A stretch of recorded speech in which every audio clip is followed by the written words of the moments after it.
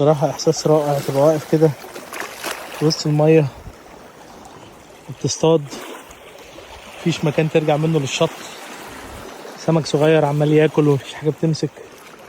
الشاب الجميل اللي معايا مفيش أحلى من كده. لو تبص هناك في قوارب بيصطادوا، بص على السنارة، في أكل، في حركة. بص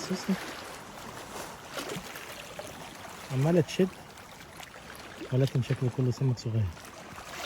دي الحاجات بتاعتنا، وده المكان اللي احنا جينا منه.